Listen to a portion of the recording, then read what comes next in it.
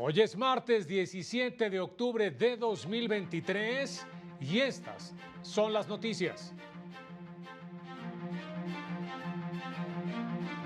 Trabajadores del Poder Judicial de la Federación se manifiestan en defensa de sus derechos laborales y de seguridad social. La Corte invalidó el artículo 15 de la Ley de Imagen Institucional de Yucatán y sus municipios. Ni subejercicios ni transferencias indebidas ha realizado el Poder Judicial a fideicomisos para crear infraestructura y garantizar prestaciones de sus trabajadores. Hola, ¿qué tal? ¿Cómo le va? Qué gusto saludarle. Bienvenido, bienvenida a la información jurídica más importante, pero también y sin duda la más relevante de México y de todo el mundo. Soy Oscar González y a nombre de todo este equipo de trabajo le damos la más cordial bienvenida. Muy buenas tardes y saludamos también a mi compañera Nidia Díaz en la interpretación de lengua de señas mexicana. Vámonos con toda la información. Y precisamente comenzamos enlazándonos al edificio sede de la Suprema Corte de Justicia de la Nación, con mi compañero Mario López Peña, quien ya tiene los detalles de lo que resolvieron esta tarde las y los ministros en la sesión del Pleno del máximo tribunal del país. Mario, muy buenas tardes. Adelante con tu información. ¿Qué tal? Muy buenas tardes a todas las personas que siguen esta transmisión. El Pleno de la Suprema Corte de Justicia resolvió 3 acciones de inconstitucionalidad. En el primer caso, el Pleno declaró la invalidez del artículo 15 de la Ley de Imagen Institucional de Yucatán, que establecía faltas administrativas graves. Escuchemos algunos de los argumentos. Coincido con que las legislaturas locales no pueden ampliar el catálogo de faltas administrativas graves establecido en la Ley General en la materia, atendiendo al mandato constitucional.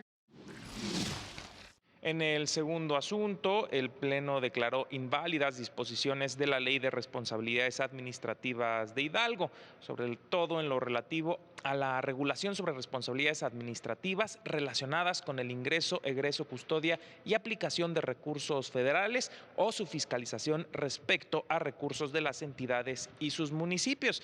En el tercer asunto, en la tercera acción de inconstitucionalidad, el Pleno declaró la invalidez de una disposición de la Ley de Fiscalización y Rendición de Cuentas de Tamaulipas, en específico el requisito para ser auditor superior de ese estado, consistente en no haber sido inhabilitado para desempeñar alguna función en el servicio público, ni tampoco haber sido removido del sector público o privado. Esos fueron los asuntos que resolvió el Pleno de la Suprema Corte en la sesión de este martes. Ya estamos enterados, Mario. Muchas gracias. Muy buenas tardes.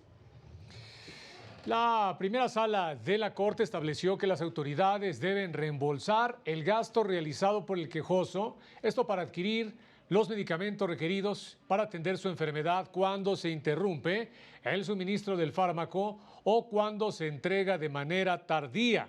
Con ello se vulnera el disfrute del derecho a la salud al más alto nivel, protegido por los artículos 1 y 4 de la Constitución, mismo que comprende como servicio básico la atención médica que supone el tratamiento oportuno, lo que incluye los estudios clínicos y los medicamentos.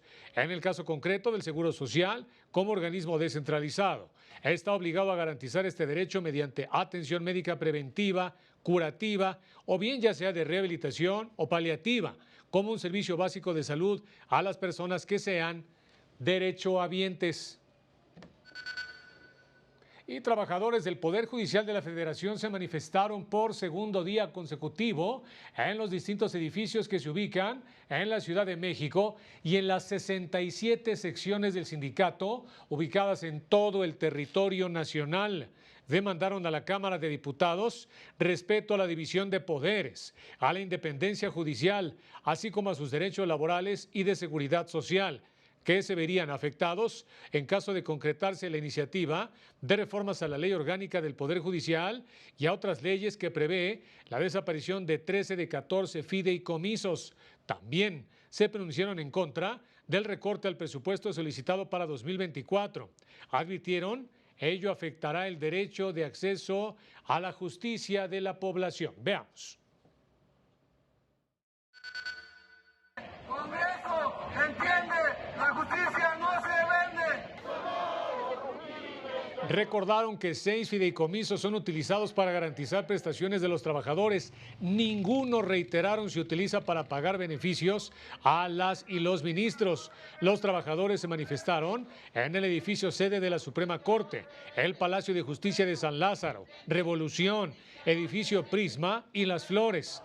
En este último punto hubo una confrontación con elementos de seguridad que intentaron replegar a los manifestantes. Las manifestaciones también se replicaron en entidades como Chiapas, Oaxaca, Veracruz, además de Michoacán, Querétaro, Baja California y Jalisco, entre otras. Al respecto, diversas asociaciones de impartidores de justicia se solidarizaron con los trabajadores del Poder Judicial de la Federación ante la afectación de sus derechos laborales y de seguridad social por la posible aprobación de la iniciativa que prevé la extinción de diversos fideicomisos institucionales que financian diversas prestaciones. Misma afectación que se materializará con la pretensión de reducir el presupuesto precisamente solicitado para 2024.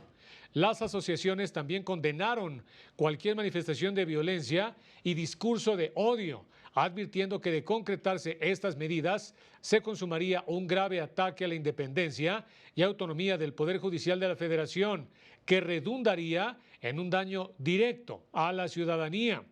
La Judicatura Federal se ha constituido como garante para la protección de los derechos de las y los mexicanos. Ejemplo de ello son las más de 12 millones de sentencias protectoras, dictadas también por los juzgadores en la última década.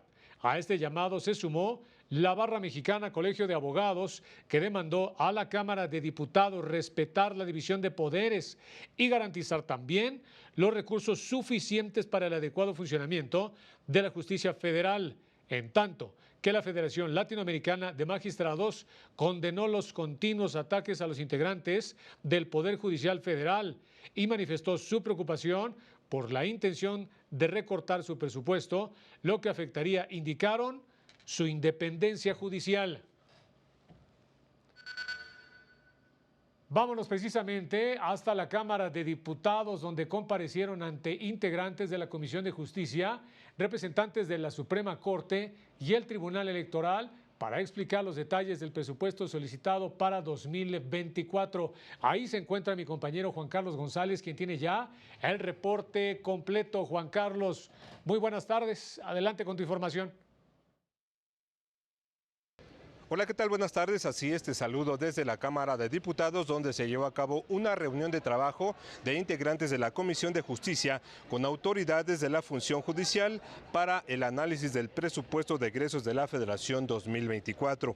Acudió la oficial mayor de la Suprema Corte de Justicia de la Nación, Dibna Gisela Morales González, quien explicó el presupuesto que solicitó el Poder Judicial de la Federación para el próximo año, tanto de la Suprema Corte como para el Consejo de la Judicatura Federal. El proyecto de presupuesto asciende a 84.792 millones de pesos, lo que representa un incremento en términos reales de 4% en comparación al año pasado. Dijo que el presupuesto se encuentra apegado al marco legal y que cada peso está orientado a financiar la operación del Poder Judicial para garantizar el acceso a la justicia. La oficial mayor de la Suprema Corte habló de los fideicomisos del Poder Judicial de la Federación a pregunta expresa de los diputados federales. Escuchemos. Pues no transferimos subejercicios a los fideicomisos. Las disponibilidades al cierre del ejercicio las reintegramos a la Tesorería de la Federación. A lo largo del año nosotros también emitimos, los 3 órganos, nuestras medidas de racionalidad, de austeridad y aquellas que aplicaremos en nuestro gasto de operación. En esta reunión también acudió, entre otros, el secretario administrativo del Tribunal Electoral del Poder Judicial de la Federación, Óscar Santiago, quien fundamentó el presupuesto que solicitaron para el próximo año, en 2024, ya que habrá elecciones federales y locales, las más grandes en la historia del país. Es la información que tenemos. Gracias por la puntual información, Juan Carlos. Muy buenas tardes. El Centro de Estudios Constitucionales de la Suprema Corte dio a conocer la nueva entrega de los cuadernos de jurisprudencia enfocada en la reinserción social. recoge los fallos del máximo tribunal relacionados con el derecho de las personas sentenciadas a cumplir sus condenas en los penales más cercanos a su domicilio, la administración, organización y procesos al interior de estos centros, los beneficios preliberacionales y las condiciones discriminatorias hacia las personas sentenciadas, especialmente en el ámbito laboral, entre otros temas. Puede consultarlo de manera gratuita en la página del SEC, que es precisamente el Centro de Estudios Constitucionales. En las instalaciones del Instituto Federal de Defensoría Pública se llevó a cabo la primera sesión del Observatorio de Derechos de Personas en Movilidad y sujetas también a protección internacional. En este encuentro participaron diversas organizaciones de la sociedad civil, de la academia, la Agencia de Naciones Unidas para los Refugiados, la Organización Internacional para las Migraciones y funcionarios de la Defensoría Pública de la Federación. Se intercambiaron experiencias técnicas y prácticas para la defensa de las personas en situación de movilidad, lo que incluye asistencia y asesoría jurídica a personas en esta condición. Hasta agosto del presente año se han registrado 459.788 solicitudes de refugio en México, de las cuales en solo 93.189 se concedió la calidad de refugiados. Vámonos a una pausa, es muy rápida y ya volvemos.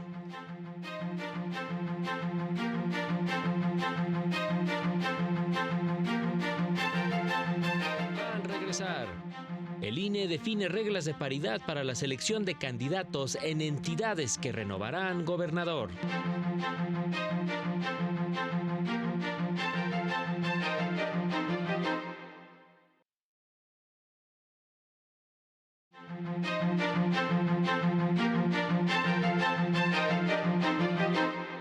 Dos de la tarde con 11 minutos, 21 grados la temperatura en la zona centro de la capital de la República Mexicana. Vámonos con más. Cuando niñas y adolescentes acuden a los sistemas de justicia ante un caso de violencia de género, las y los juzgadores deben conceder medidas especiales de protección, esto atendiendo a su grado de desarrollo y madurez. Así lo expresó la consejera de la Judicatura Federal, Lilia Mónica López Benítez. La Unidad General de Conocimiento Científico y Derechos Humanos, justamente de la Suprema Corte, destacó la participación de la consejera en el conversatorio Cómo se prueba la violencia por razones de género en el proceso judicial, en el que señaló que el protocolo para juzgar con perspectiva de infancia y adolescencia, además del protocolo para juzgar con perspectiva de género, son las guías fundamentales para atender estos casos.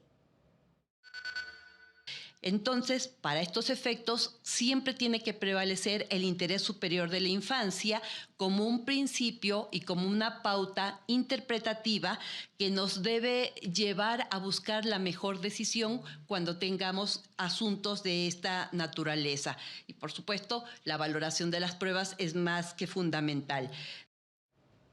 En más información, el riesgo que corre la seguridad de los derechos humanos debido a los ataques al Poder Judicial de la Federación y la pretensión de afectar los derechos de las y los trabajadores jurisdiccionales serán dos de los temas más importantes que se abordarán en el Congreso Internacional Los Retos de la Judicatura.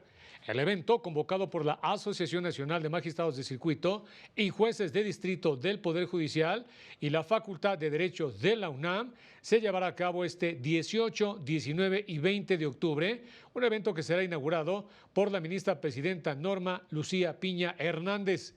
Impartirán conferencias magistrales los ministros Luis María Aguilar Morales, Alfredo Gutiérrez Ortiz Mena, Ana Margarita Ríos Farjat, Loreta Ortiz Half y Alberto Pérez Dayán.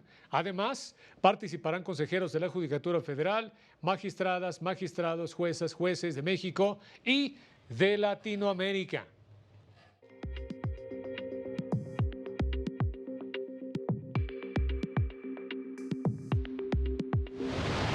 El Poder Judicial de Morelos habilitó una segunda sala de apelaciones en las instalaciones del Tribunal Superior de Justicia del Estado, donde se realizarán audiencias en segunda instancia con ayuda de tecnología de vanguardia. Se cumplieron 2 años de la implementación de juicios orales familiares en Puebla, en los que se garantiza la atención directa, se privilegia la brevedad y elimina la burocracia en los procedimientos de impartición de justicia.